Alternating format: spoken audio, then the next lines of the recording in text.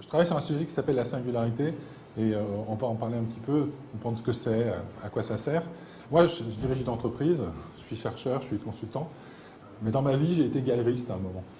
Je me suis occupé d'art contemporain, et ça a été une expérience que j'ai faite il y a 25 ans, pendant plusieurs années. Et cette expérience, elle m'a appris que le monde de la création, qu'il soit artistique ou au fond le monde de la création dans le monde du business, c'est des mondes dans lesquels on va donner de soi. Et ce qu'on va donner de soi, c'est quelque chose qu'on se sent le besoin de donner. Ce n'est pas juste quelque chose qu'on calcule. Et au fond, moi, ce qui m'intéresse dans les entreprises, c'est ça. Et j'ai appris, en fréquentant des artistes contemporains, dont quelques-uns sont devenus assez célèbres par la suite, qu'on vit dans le même monde. Et ce monde, c'est un monde dans lequel on a des choses à partager. Et que la singularité, c'est la plus belle chose qu'on ait à donner. Et donc, voilà, ça c'est la mienne. C'est un petit bout de mon parcours, mais ça vous fait comprendre un petit peu d'où ça peut venir.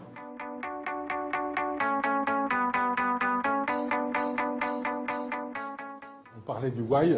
Pour ceux qui ont assisté à la conférence qui était juste ici avant, on explique qu'il faut donner du sens et qu'aujourd'hui, c'est ça qui va faire la différence dans une entreprise. Ce why, il ne vit pas tout seul. Au fond, ce n'est pas parce qu'on a donné du sens que l'entreprise est cohérente. Et donc, on essaye, quand on travaille, de travailler sur 3 plans simultanément. Le why, on va appeler ça pourquoi, on peut appeler ça la finalité, la vision, la raison d'être, l'ADN, enfin, vous pouvez trouver 1000 formulations. C'est évidemment ce qui va servir de fil conducteur dans la durée. Et on parlait dans le titre de cette petite conférence de la question de la pérennité. Dans une entreprise, la seule chose dont on est certain qu'elle va durer, c'est pourquoi elle fait les choses. Parce que si elle change complètement d'objet, c'est plus la même entreprise. Les gens ne la comprennent plus, ils ne la repèrent plus, ils ne savent plus ce qu'elle est. Et en général, pour faire ça, il faut changer le nom de l'entreprise. Et si on ne le change pas, au fond, il y a quelque chose qui va s'inscrire pendant 50 ans, 100 ans, 200 ans.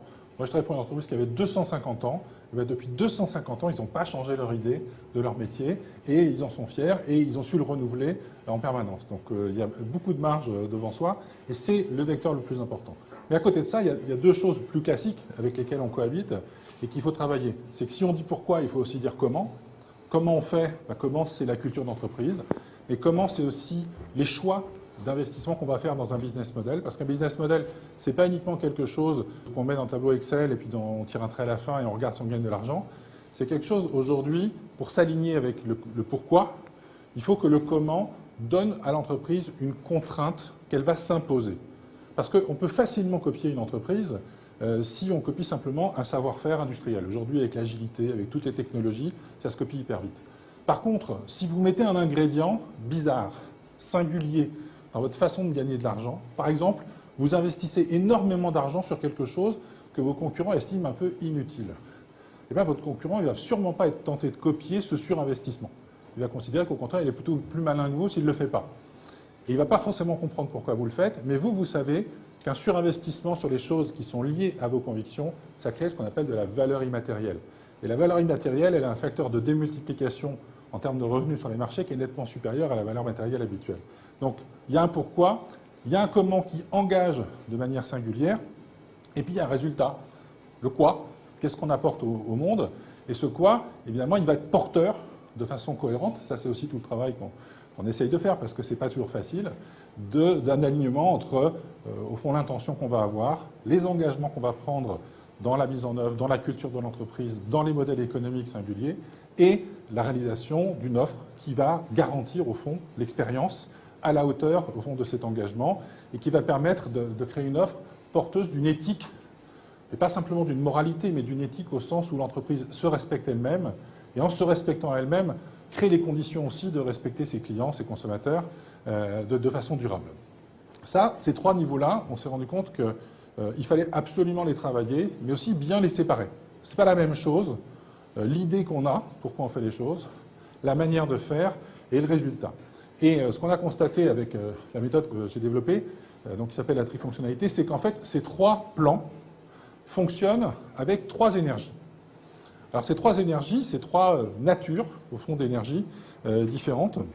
Et pour repérer ça, une des inspirations qui nous a beaucoup aidé, mais ce n'est pas la seule, ça a été les travaux d'un historien. Peut-être certains d'entre vous le connaissent, qui s'appelle Georges Dumézil. Georges Dumézil, c'est un historien français, il est mort il y a 25 ans à peu près, qui a travaillé dans une discipline très très particulière qui s'appelle la mythologie comparée. Il s'est intéressé à une question qui était de se dire finalement si on part des origines de notre monde occidental, indo-européen, en gros l'Inde védique jusqu'au, principalement pour lui le Moyen-Âge européen, en traversant la Grèce, la Rome, les Celtes, etc. Il s'est dit mais est-ce qu'on n'a pas toujours les mêmes personnages, les mêmes rôles, les mêmes structures sociales, les mêmes grands héros de romans, etc. Donc il a passé toute sa vie à démontrer ça, il est devenu académicien, je vous invite à découvrir sa littérature. Il y a un gros livre qui s'appelle Mythes et épopées, pour ceux que ça intéresse, qui est vraiment formidable. Un peu dur à lire, mais formidable. Et dans ce travail, il a mis en évidence un principe qui est presque une sorte de loi fondamentale, qui dit, voilà, il y a toujours 3 types de personnages. Ces 3 types de personnages, ils sont portés par ces 3 énergies. La première, alors, on a gardé son vocabulaire parce que je trouve qu'il a un côté sympathique. La première, c'est ce qu'il appelle les souverains. Les souverains, c'est l'énergie de la puissance. C'est l'énergie qui correspond à la dimension de l'espace et du temps. Donc c'est l'énergie globale. C'est celle qui permet d'avoir des concepts, de penser, de voir les choses de haut, de maîtriser, de contrôler, d'exercer le pouvoir, la justice, la vérité, les valeurs. Tout ça, c'est une énergie, on va dire, en puissance, dans une vision très globale et dans une vision qui traverse le temps. Puis il dit qu'il y a une deuxième énergie à côté de ça, qui appelle les guerriers. Les guerriers, bon, on pense au combat, bien sûr, mais au-delà des combats, les guerriers, c'est ceux qui s'engagent. C'est ceux qui amènent le mouvement, la transformation, l'énergie, l'action, le risque, la rupture, mais aussi la sécurité, la protection, l'amélioration volontaire de la vie, des choses dans lesquelles on est. Cette énergie, c'est une énergie qui est orientée vers le futur. On part d'une situation, on va la transformer, on va l'amener dans le futur. Et puis ce qu'il dit, c'est qu'il y a une troisième énergie, qu'il appelle les producteurs. Les producteurs, on pense à l'origine évidemment à l'agriculture, à l'élevage, toutes ces fonctions, on va dire, premières de la vie quotidienne, mais les producteurs, c'est bien au-delà de ça. Les producteurs, c'est tout ce qui va toucher à la vie vécue au quotidien, la vie des sensations, la vie des émotions, la vie des relations qu'on va avoir les uns avec les autres, mais la vie du corps, la vie des tripes, de ceux qui ressentent les choses, mais la vie aussi des plaisirs, la vie du désir, la vie de la sexualité, la vie de la procréation, etc. Et donc ça, cette troisième énergie, elle va exister à côté des 2 autres. Et ce que Dumézil explique, et ce qu'on peut comprendre assez naturellement, c'est qu'évidemment, on a tous un peu de ces 3 énergies. Parfois, on en a une plus forte que l'autre. Il y a des gens très énergiques, d'autres très cérébraux, d'autres très affectifs. Mais on a toujours les 3, et on s'est rendu compte que ces 3 énergies, elles existaient dans les 3 plans dont j'ai parlé. Pourquoi, comment, quoi. Si on croise les 2, eh bien on va avoir la possibilité qu'un pourquoi, donc une intention, soit souveraine. Je ne sais pas, une entreprise comme Coca-Cola, elle veut être partout. Voilà, Orange, ils savent tout faire. Ça, c'est des entreprises qui vont porter cette volonté d'autorité dans leur finalité. Mais d'autres, au contraire, vont chercher la rupture. Si je reste dans les télécoms, Free arrive dans un marché en disant « Voilà, moi je vais tout casser, je vais faire autrement. On balaye tout, on change. » C'est Leclerc qui crée la grande distribution en disant « C'est fini les grossistes, allez hop, on fait autrement. Puis tout ce qui est interdit de vendre, moi je vais le vendre quand même. » On change les règles du jeu. Ça, c'est des entreprises qui sont portées par cette énergie guerrière dans leur finalité. Et puis vous en avez d'autres, on parlait de Google tout à l'heure avec Jean-Noël, qui, elles, vont être porteuses d'une volonté de démocratiser, de donner accès instantanément. Je ne sais pas si vous avez regardé sur Google, quand on tape un truc dans la barre de recherche, il vous met le temps qu'il a mis pour trouver. En général, c'est 0,0003 secondes pour vous trouver 2000 résultats. Bon, ça, c'est l'instant. Voilà. C'est ce qu'on est capable, c'est la magie de ce qu'on peut faire en un instant, et c'est l'idée de l'accès. C'est l'idée qu'on va ouvrir des possibilités, et que tous les possibles qu'on va révéler, toutes les potentialités qu'on va développer, elles sont porteuses de cette énergie productrice. C'est ce qu'on va trouver aussi chez L'Oréal, par exemple, avec l'idée que chacun a une beauté potentielle qui peut se révéler, et qu'une marque comme L'Oréal va vous produire une infinité de produits pour que chacun puisse trouver sa manière de révéler quelque chose en soi et de rayonner socialement. Et puis ces 3 énergies, on peut les retrouver aussi dans la manière de faire, peut-être pas aller tout dans les détails là, et dans le résultat. Et en fait, on a une de chaque. Alors on peut être d'abord souverain dans la finalité. Je ne sais pas si je prends L'Oréal, par exemple, on est d'abord producteur. Hein, on a envie d'embellir les femmes, d'embellir le monde. Et puis on a une méthode chez L'Oréal. Qu'est-ce qu'on fait? De la recherche. L'Oréal, c'est une entreprise de chimie à l'origine. On crée des molécules, on innove, on crée des nouveaux produits, on fait beaucoup de publicité pour les faire connaître. Donc on met beaucoup de pression pour faire bouger les choses. Ça, c'est ce qu'on va appeler une énergie d'action, du comment, guerrier. Et puis, le résultat chez L'Oréal, c'est quoi? J'achète un produit, je suis consommateur ou consommatrice, je l'utilise. Qu'est-ce que je vais chercher finalement quand je l'utilise? Une fois que ce potentiel qui est en moi va commencer à se révéler un petit peu, ce que je vais chercher, c'est une reconnaissance sociale. Je veux être un peu la star. D'ailleurs, c'est ce qu'on montre dans les publicités de L'Oréal, on montre des stars. Pourquoi? Parce qu'on a tous une petite graine de star, et c'est ça qu'on a envie un peu de faire briller avec L'Oréal. Ça, c'est ce qu'on appelle un résultat souverain. On est reconnu, on va avoir un retour de son entourage qui vous dit « Ah, t'es belle, t'es en forme, t'as une belle peau, etc. » Et ça, c'est quelque chose qui donne ce sentiment de rayonner, d'exister, etc. Alors, ce mécanisme-là, il crée en fait, si vous calculez bien, 3 niveaux, 3 combinaisons, mais avec forcément les 3. En mathématiques, ça s'appelle factoriel 3, ça fait 6 possibilités. Et donc, vous avez 2 types d'entreprises qui ont une finalité, hein, le why de nature souveraine. Alors, on leur donnait des noms un peu du mésilien.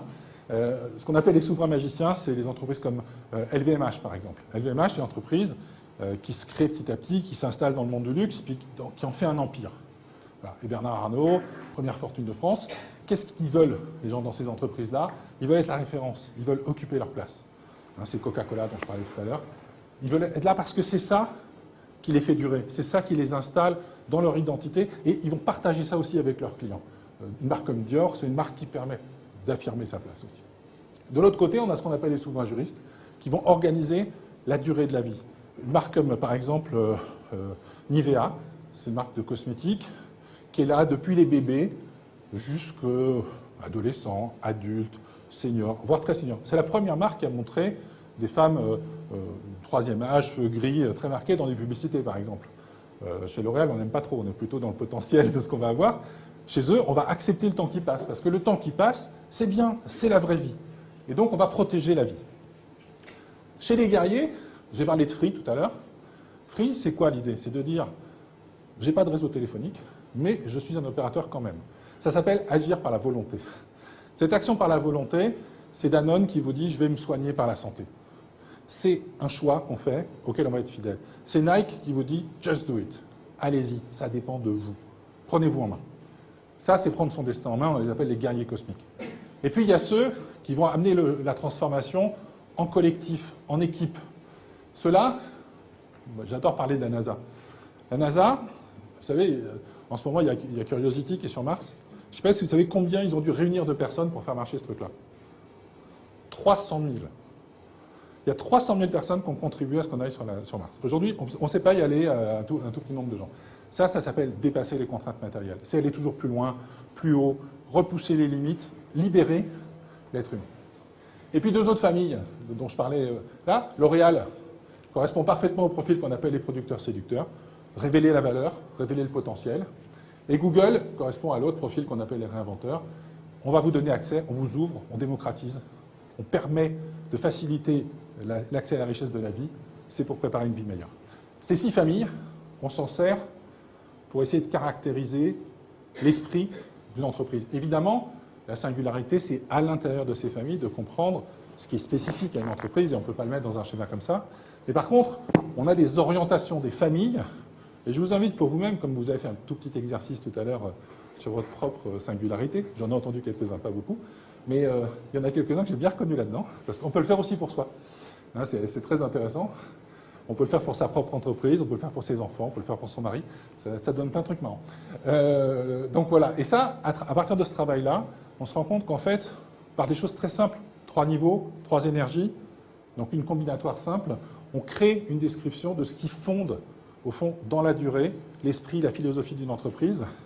Et on a une expérience, il n'y a pas très longtemps, dans une grande entreprise, qui avait un peu perdu l'idée de ce qu'elle était, de faire un petit exercice qu'on fait à travers un jeu d'écriture, où on aide les gens à faire réémerger simplement ces 3 niveaux comme ça, par un exercice assez simple. Et on s'est rendu compte, en retrouvant a posteriori des documents fondateurs de l'entreprise qui avaient pas loin de 80 ans, qu'en fait la petite phrase qui était ressortie d'un groupe de travail, de collaborateurs, elle disait la même chose que les textes fondateurs de l'entreprise que les gens ne connaissaient pas. Comme si ça avait traversé 70 ans comme ça, sans perdre un fil de ce qui était l'esprit fondateur, l'énergie de l'entreprise au départ. Ça, c'est un exercice assez extraordinaire. Ça ne change jamais. Et les meilleurs porteurs de ça, c'est l'ensemble des gens de l'entreprise. Parce que parfois, un dirigeant peut avoir ses intérêts personnels, parfois même bousculer cette singularité. Mais par contre, quand on travaille avec beaucoup de gens, et nous on aime beaucoup faire ça, on travaille dans des logiques qu'on appelle l'intelligence collective, c'est-à-dire au fond une intelligence distribuée. Ce n'est pas hiérarchique la singularité, c'est quelque chose qui appartient à tout le monde. On arrive à faire remonter ça, et on crée parfois des choses un peu magiques, qui sont des effets de convergence, où les gens se disent « mais je comprends pourquoi je suis là ». Et deux, on est tous d'accord, finalement c'est ça qui est important. Et ça, ce moment-là, il est un peu magique, et c'est ça qui permet de commencer à activer un peu la singularité. Et c'est souvent le début des choses qu'on met en place dans les entreprises.